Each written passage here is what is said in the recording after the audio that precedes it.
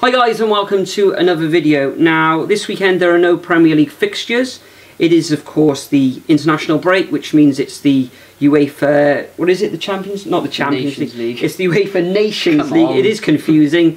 Anyway, the actual format of it. We're actually going to go and see Wales against the Republic of Ireland play on Thursday evening at the Cardiff City Stadium in their opening league match or group match, whatever you want to call it. But of course, as we said, there's no Premier League fixtures. What we're going to do though is have a look back at how well or how badly we got on week 4 of this season's Premier League. You may have noticed we're not actually at the sports desk this week. We're actually in a little bit more of a chilled environment. We're at this is where we normally watch football on a Saturday or a Sunday rather, because we're normally at a match on a Saturday. But without further ado, let's get on with having a look at last week's fixtures.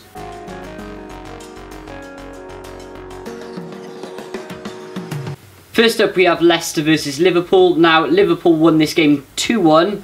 I predicted 2-0. I thought Liverpool would scrape through, but as Leicester don't have Vardy, I didn't think they'd score. Surprisingly, they did score. And of course Liverpool won, which means they get the 1 point. However, you got 3 points because you predicted it correctly. Yeah, I thought this was the weekend that Liverpool were going to concede. They hadn't conceded in each of their first 3 fixtures. I thought Leicester would get a goal. Liverpool, all guns blazing, they are away from home. I predicted 2-1 and that's how it ended up. So I had the 3 points. After a mistake from Alisson, of course. Yes, yeah, nightmare. He had an absolute nightmare. He was trying to do a Karius or a Cruyff turn in the middle of the area, wasn't it? But a Karius turn.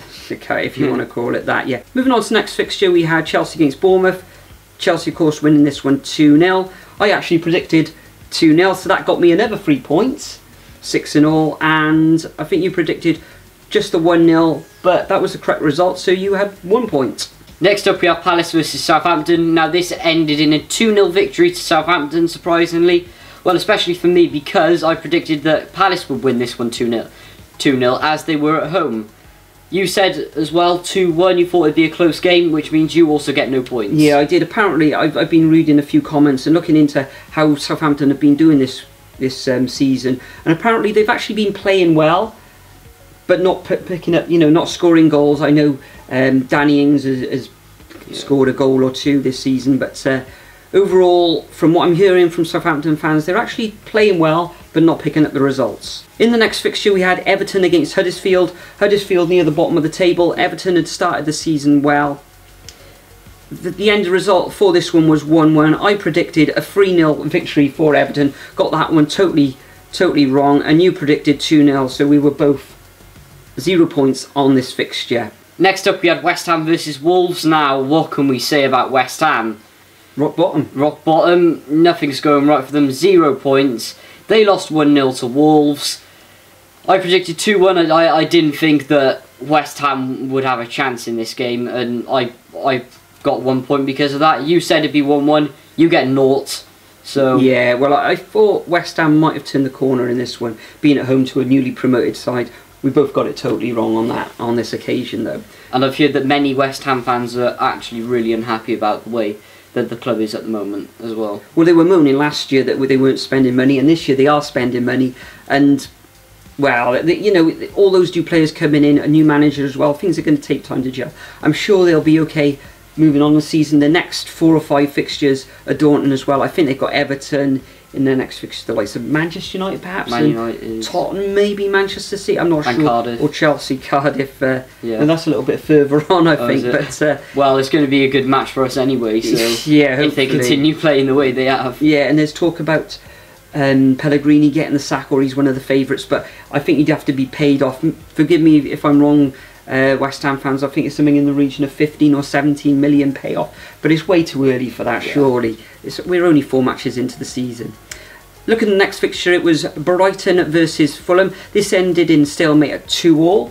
Mitrovic on the score sheet again. He started the season really well. For this fixture, you actually predicted this one correctly as 2-2. In the comment section, quite a few people predicted this one to be a draw. However, I predicted this one to be a 2-1 win for Brighton, so I had 0 points for this. And of course, you pick up the 3 points. So well done on that one. Next up, we have Man City versus Newcastle. Now, I thought Man City would comfortably beat Newcastle 3-1. It was actually 2-1 in the end, so I only get 1 point. And you said it'd be 2-0. I didn't. From the previous week, I think they drew 1-1 against Wolves, Manchester City. You know, they missed a hatful of chances against Wolves. Being at home, though, you'd expect them to score a few goals. However, they didn't. Newcastle have been fairly sound defensively this season. Haven't seen a lot of them going forward so far, though. And, as you say, we both pick up a point on that fixture. Moving on to the next fixture, it was Cardiff City at Arsenal. We actually attended this game. Brilliant game. I've seen most of the fixtures this weekend, and this one was by far and away the most exciting. Vlog on my channel, link in the description as well. Yeah, we did a vlog, or you did a vlog in this match, but it was far and away. I think maybe the Watford-Tottenham match was a good game as well, but from what I've seen so far, this was the best game of the weekend. Very exciting. Unlucky that Cardiff didn't come away with a draw, but on our predictions, I actually predicted a 2-1 win to Arsenal. I thought they might have a little bit too much class for Cardiff, and that's how it proved to be in the end. Aubameyang and Lacazette especially, I thought, had very good games. He was awesome. You predicted this one to be a 1-1 draw. I think that's how it should have ended up. It wasn't to be. Arsenal ran out 3-2 winners in the end. Next up, we have Burnley versus Man United, another team that are currently struggling near the bottom of the table. Man United got their win, of course, to see Jose Mourinho not get the sack this early in the season. I was completely wrong. I thought Burnley would win. I don't know what I was thinking. I get no points. You thought Man United would win 1-0, and you get a point. Yeah, I think this was a very good time for Manchester United to play Burnley. Burnley just being knocked out of the Europa League as well, possibly a little bit laggy in their legs. Manchester United, with all the negativity in the press as well, for the manager, the team, etc. Lukaku, I think it was Lukaku who scored 2 goals on the weekend. They popped up, and it was really, in the end, a solid 2-0 win for the Red Devils. As you say, I've got the 1 point and you got 0 on this one. The final match of the weekend was Watford against Spurs. Slight surprise in this one. I predicted a 2-1 victory to Spurs. You predicted a 1-0 victory to Spurs. Both of us totally incorrect. Watford continue their fine start to the season, winning this one 2-1.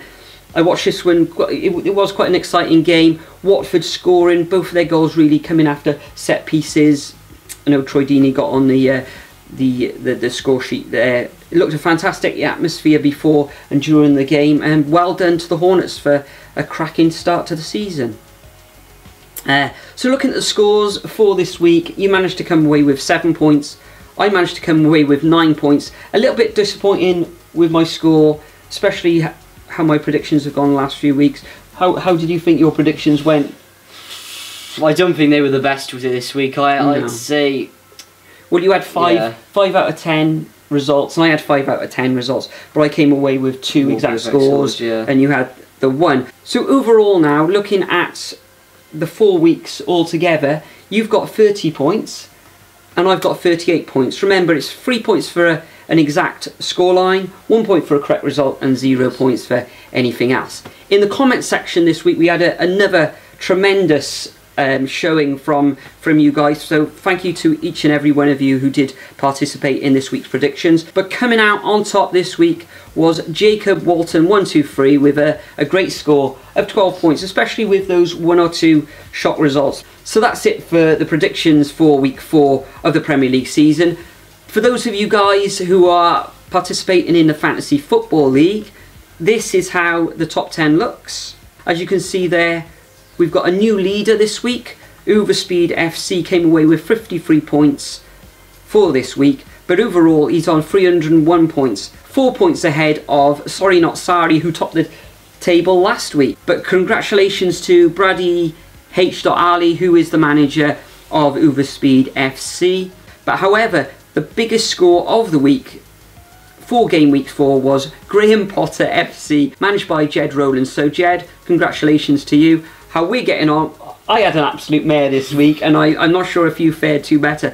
I'm all the way now down in 51st position. I had 38 points, and I'm now on in total 220, so well behind the leader. And you, Nathan, you were in 57th position with 36 points for the week. Really bad week. Yeah, and you're on 216 points overall. Looking at the league table so far this season, do you want to just have a quick comment on that before we go? Well, I didn't expect West Ham to come away before the international break with 4 losses out of 4, but which has shocked, I think, everyone.